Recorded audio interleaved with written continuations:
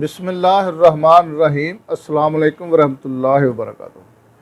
नाज़रीन, मैं हकीम खालिद महमूद नक्शबंदी मुजद्दिदी एक नई वीडियो के साथ हाज़िर हूँ और आप सबको अपने चैनल पर खुश आमदीद कहता हूँ।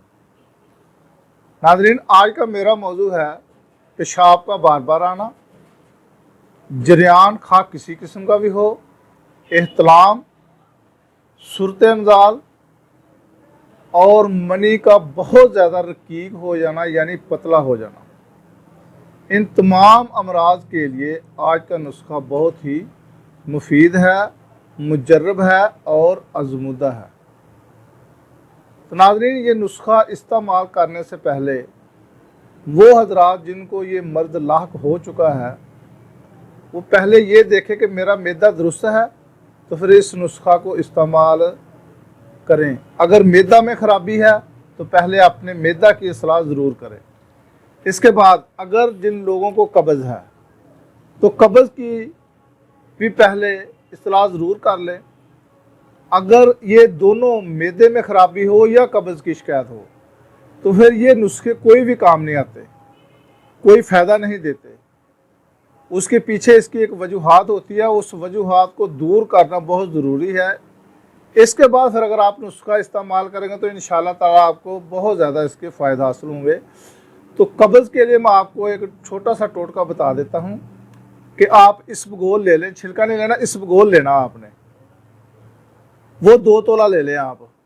और बादाम रोगन इतना ले लें उसके चर्ब हो जाए ताकि उसको हाथों में मल लें। इतना बादाम रोगन डाल के हाथों से उसको मल लें, इसको हम कहते हैं चर्ब करना। और रात को सोते वक्त ये एक खुराक है, चर्ब करके 2 तोला आपने इसबगोल बादाम रोगन के साथ चर्ब करके रात को सोते वक्त आपने इस्तेमाल करना है। ये अगर दायमी कब्ज़ भी है तो आप लगातार 1 माह इस्तेमाल करें तो इंशाल्लाह दायमी कब्ज़ भी ख़त्म हो जाएगी। अगर आर्ज़ी है तो वो भी इंशाल्लाह ताला ठीक हो जाएगी। तो मैदा के लिए बेशुमार नुस्खा, भी मैदे की भी बहुत सारी वजूहात होती हैं, तो किसी तबीब से मैदे की आप तशख़ीस करा के उसका इलाज कराएं।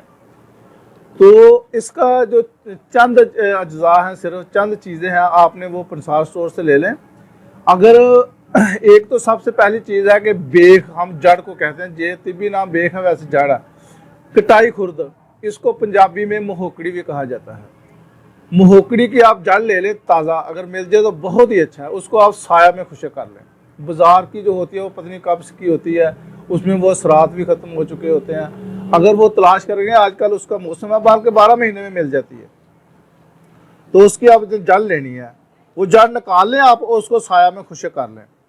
उसके बाद आपने बहमन सुरख, बहमन सफ़ेद, मूसली सफ़ेद 1 नंबर लेनी है, इसमें 2 नंबर भी आती है, और मूसली स्याह, ये तमाम चीज़ें आपने 1-1 तोला लेनी है। और खुरमा कलाम बड़े छुआरे जो कम अज़ कम 1-1 तोला के हों, 4 अदद ले लें। अफ्यून 1 माशा ले लें। और शीरे बरगद जो है, ये बोहड़ का दूध, ये हस्बे ज़रूरत आप ले लें।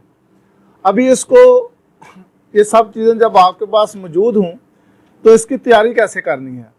खुरमा जो छुआरा होता है उसकी एक साइड से छोटा सा उसको चाकू के साथ उतार के उसका जो वो जो सर होता है वो एक सर साइड पर रख दे और गुठली उसमें से निकाल ले, और उसमें 2-2 रत्ती जो अफीम मैंने आपको बताई है, अफ्यून, वो उसमें डाल दें। उसके बाद वो जो बाकी चीज़ें हैं वो भी जितनी मकदार में, वो 4 छुआरों में आगे 4 हिस्से कर लें, उसमें डाल लें और उसको शीरे बरगद के साथ उसको तर कर दें। वो जितना उसमें आए और खुश्क हो जाए, वो तमाम चीज़ें उसमें जितना जज़ब कर लें, वो जज़ब करेंगे, वो जो आपने छुआरे का ऊपर से सार उतारा है वो ऊपर उसके ऊपर लगा दें। लगाने के बाद उसके ऊपर जो है ना धागा लपेट दें। धागा लपेटने के बाद आपने माश की दाल लेनी है, आरद हम तिब में उसको कहते हैं, आरद खुर माश, यानी कि माश की दाल। उसमें थोड़ा सा वही आपने पानी डाल के जैसे आटा गूंदते हैं वो गूंद के और वो उन छुआरों के ऊपर उसको चढ़ा दें। चढ़ाने के बाद जो गरम गरम बूबल होती है, कोयलों की हो या कोई और हो, लकड़ की हो, वो उसमें वो आपने उसको दबा देना है और ऊपर उसकी बूबल जो है ना चारों तरफ रख दें। जब वो आटा ऊपर वाला सुर्ख हो जाए तो निकाल लें। निकालने के बाद आप उसको गरम गरम बुमा छुआरा कूट लें। कूटने के बाद वो चने बराबर आपने उसकी गोलियां बनानी है।